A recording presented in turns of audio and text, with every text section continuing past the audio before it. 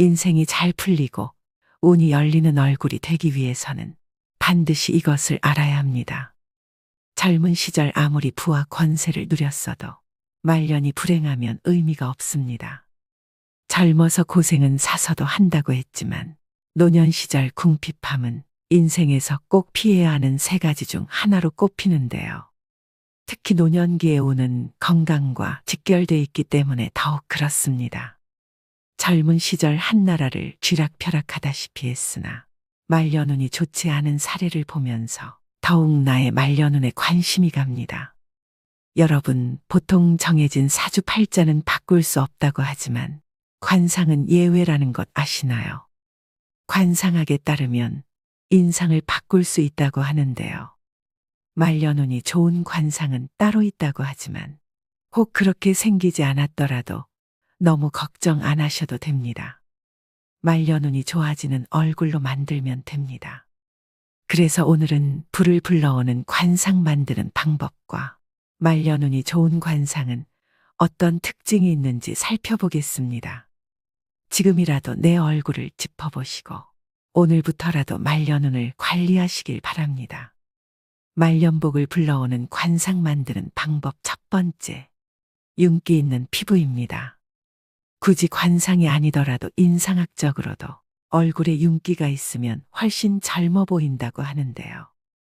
얼굴이 푸석푸석하고 윤기가 없고 늘어지거나 피곤해 보인다면 사람들이 좋아할 리가 없겠죠.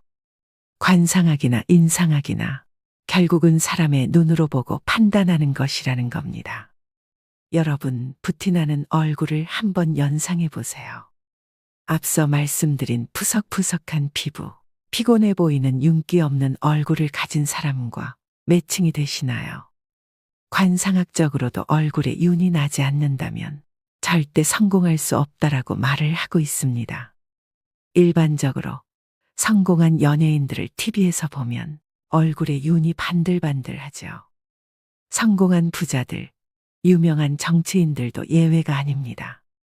피부가 반들반들 하다못해 빛이 반사될 정도입니다.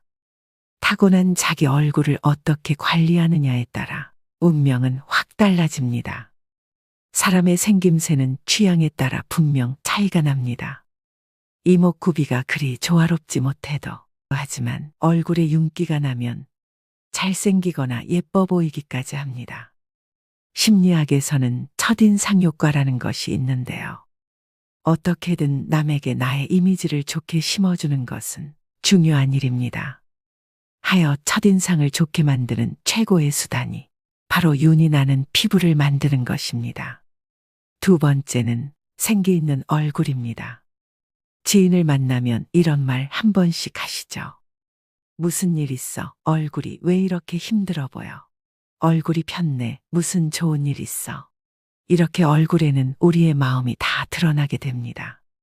또 사람을 보고 끼가 많아 보인다거나 공부를 잘하게 생겼다거나 착해 보인다거나 이건 역시 얼굴로 그 사람을 판단하는 것입니다.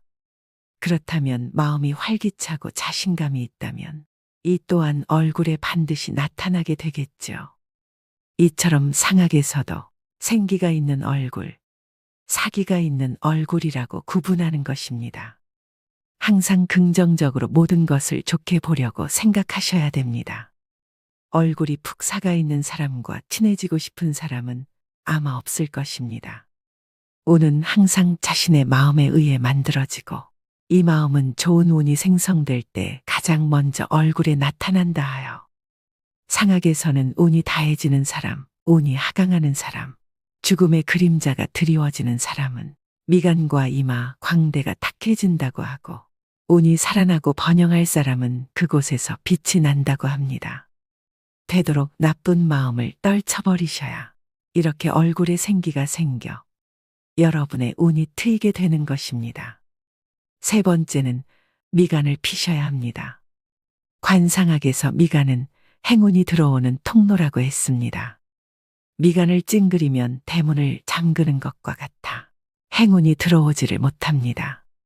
미간에 주름이 있다면 아침에 일어나서 엄지손가락으로 미간을 문질러 펴줘야 합니다. 그러면 뭉쳐진 근육이 풀리면서 어느 순간 미간이 환하게 펴지게 됩니다. 또한 근본적으로 미간을 펴는 가장 좋은 방법은 웃는 것입니다. 긍정적인 생각과 좋은 행동을 하면 자연히 미간이 펴집니다. 사소한 일이라도 즐거움을 부여해 웃으셔야 됩니다. 또 항상 상대에게 은은한 미소를 띄우셔야 됩니다. 심리학적으로도 웃음을 띤 얼굴이 그렇지 않은 얼굴보다 호감도가 훨씬 뛰어나다고 수도 없이 발표되었는데요. 이것이 운을 얻는 최고의 수단입니다. 즉, 미간을 펴야 인생도 펴집니다.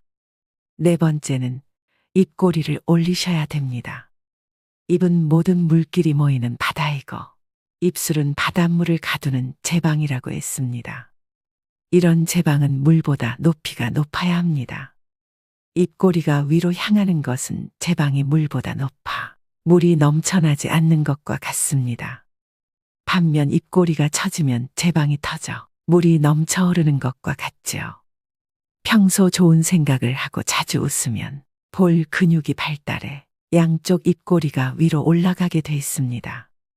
반면 부정적인 생각과 우울한 마음을 가지면 볼 근육 대신 이마와 미간에 부정적인 근육이 발달하게 됩니다. 따라서 입꼬리가 처지고 이마와 미간에 주름이 생겨 부정적인 사람이 됩니다. 입꼬리를 올리면 행운을 머금고 있어 행운이 빠져나가지 못하게 됩니다.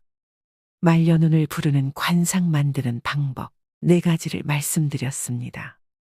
관상학자들이 말하는 나쁜 운을 좋은 운으로 바꾸는 개운의 방법은 의외로 간단합니다. 항상 편안한 마음으로 사물을 긍정적으로 바라보고 생각하는 것. 그렇게 하루 이틀 정진하다 보면 나도 모르게 관상이 바뀌게 되고 결국 운명까지도 바뀌게 됩니다. 화와 복은 문이 따로 없으며 오직 사람이 스스로 불러들인다고 했습니다. 자신의 얼굴과 운명은 스스로 만들어 나가는 것입니다. 물론 처음에는 어렵겠지만 이를 습관화한다면 분명 좋은 운이 들어올 것이며 부귀와 공명 또한 얻게 될 것입니다. 이 작은 변화만으로도 여러분의 운은 좋아질 수 있다는 점을 명심하셔야 됩니다. 얼굴로 모든 것을 꿰뚫어보는 천재 관상가의 이야기를 다룬 영화 관상에서는 시종일관 얼굴 하나만으로 사람의 성격과 미래를 점쳤고 그것은 절대 빗나가지 않았습니다. 과연 내 관상은 어떨까? 평소 이런 궁금증을 가지시는 분들이 많을 거라고 생각되는데요. 관상학에서는 인간을 소우주로 봅니다. 그래서 겨우 눈, 코, 입이 들어가는 작은 얼굴 속에도 하늘, 땅, 별, 해 등을 의미하는 부위가 있습니다. 모든 것이 조화롭고 자연스러워야 세상이 잘 흘러가듯 얼굴도 각 부위가 조화롭고 자연스럽게 자리를 잡아야 좋은 관상인 것인데요. 그렇다면 복 있는 관상, 장수하는 관상은 무엇일까요? 먼저 이마입니다. 관상학에서 하늘을 뜻하는 것은 사람의 이마입니다. 그래서 이마가 훤하게 넓고 두상이 둥글면 하늘의 기운을 잘 받았다고 봅니다. 하늘의 기운은 조상의 음덕을 말합니다. 태어날 때부터 많은 것을 타고났다는 말입니다. 이마가 잘생겼다면 초년에 큰 어려움 없이 재능, 건강, 재물, 강한 정신력 등을 물려받았다고 봅니다. 이마 가장자리의 생김새도 중요합니다. 이마의 가장자리를 조상의 복덕을 받는다고 하여 복덕궁이라고 부르는데 그 부위가 머리카락으로 덮이지 않고 훤하게 열려 있어야 좋은 관상이라고 말합니다. 다음은 눈입니다. 관상학에서는 왼쪽 눈을 해, 오른쪽 눈을 달이라고 봅니다. 눈이 지혜를 뜻하며 해처럼 밝게 빛나고 눈동자가 검으면 지혜로운 관상이라고 합니다. 만약 좋은 이마를 타고났어도 눈에 힘이 없고 흐리멍덩하다면 소용이 없습니다. 조상에게 좋은 음덕을 받았더라도 지혜가 없어 그것을 다 날리는 꼴인데요. 유력 인사들을 보면 하나같이 눈빛이 강하고 밝게 빛납니다. 또 눈과 눈썹은 멀수록 좋고 눈썹이 높으면 출세와 명예가 높아집니다. 눈썹이 지나면 체력이 좋으며 말년에 문서복과 부동산복이 늘어납니다. 또 눈썹이 좋으면 귀인의 도움을 받을 수 있으므로 어려움을 잘 극복하는 다복한 말년이 예상됩니다. 그 다음은 코입니다. 코는 산과 같습니다.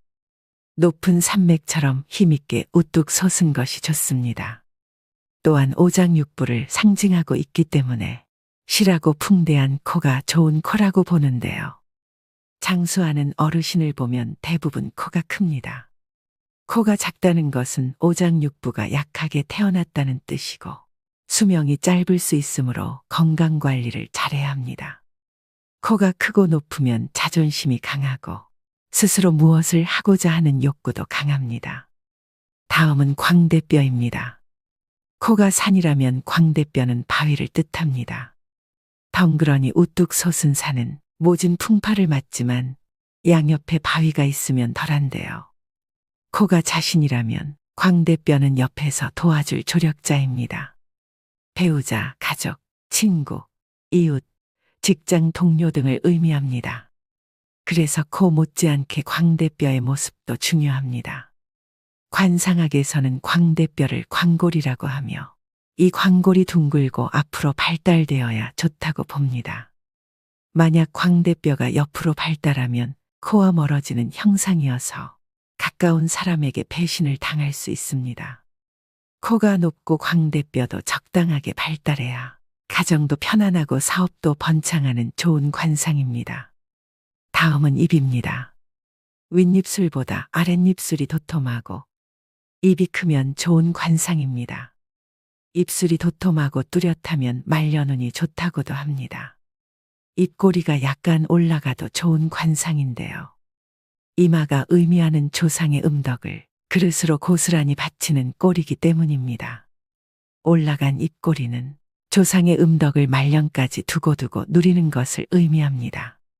인중이 길면 수명도 길고 말년이 편안하며 자손도 번성한다고 하는데요. 또한 인중이 길면 인내심도 강합니다. 인중이 좁고 짧고 얕은 사람은 그릇이 작고 이해심이 부족합니다. 말년의 기력이 약해져서 건강 관리를 잘해야 하고 자식과의 연이 적습니다. 만약 여러분들 중에 입이 빈약하다면 웃을 일이 없다고 하여도 꼭 많이 웃기를 바랍니다. 입은 중년과 말년의 모든 복을 담는 그릇이 되기 때문입니다. 다음은 턱입니다. 턱은 나의 인생을 떠받쳐주는 역할을 하고 재산을 모으고 축적하는 곳인데요. 땅 부자 중에는 턱이 잘 발달된 사람이 많습니다. 약간 각진 듯 둥근 턱이 좋은 턱으로 여겨집니다. 턱의 두께는 살이 많으면서 탄력이 있어야 좋고 턱 주위가 둥글어 마치 U자형처럼 풍만하고 여유 있게 보이는 턱이 좋은 턱입니다. 턱은 집터와 같기 때문에 좌우 아래가 넓고 크고 두껍고 단단할수록 좋습니다. 이런 턱은 노년의 풍요로운 삶을 영위할 수 있고 아랫사람들이 잘 따르게 됩니다. 관상학에서는 턱은 노복궁이라고 하며 주위 사람들이 나를 얼마나 믿고 따르고 도와주느냐를 보는 부분이기도 합니다. 따라서 턱이 넓고 크면 내가 부릴 수 있는 사람, 나를 따르는 사람이 많다는 의미가 됩니다. 즉 한마디로 아랫사람의 덕이 있고 자녀도 효도하게 됩니다. 반면 턱이 좁고 작으면서 약하면 내가 부릴 수 있는 사람, 나를 따르는 사람이 없어 어떤 일이든 나 혼자 해야 합니다. 또한 뺨 아래가 움푹 파였거나 뾰족하면 경제적 어려움을 겪으며 주위 사람들이 나에게서 멀어져 외로워집니다. 이마가 다소 어둡고 좁고 탁하더라도 코와 광대뼈 그리고 턱이 둥글게 잘 발달돼 있다면 유년기의 생활은 비록 어렵게 보내도 중년기 이후의 삶은 좋아집니다. 다음은 귀입니다. 귀는 크고 작고가 중요하지 않습니다. 윤곽이 뚜렷하고 뾰족하지 않은 둥근 귀, 두꺼운 귀를 좋은 귀로 봅니다. 귀의 윤곽이 뚜렷하다는 것은 그만큼 의지력도 강하다는 것을 나타냅니다. 중간에 포기하지 않고 일을 추진한다는 말인데요. 또한 귀가 둥글면 총명하다고 여깁니다.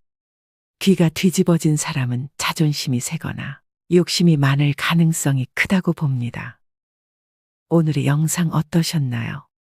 나이가 들어가면서 자신의 삶과 인품이 얼굴을 통해 나타나게 됩니다. 얼굴은 인생의 성적표입니다. 늙을수록 얼굴에 웃음이 그려져야 합니다.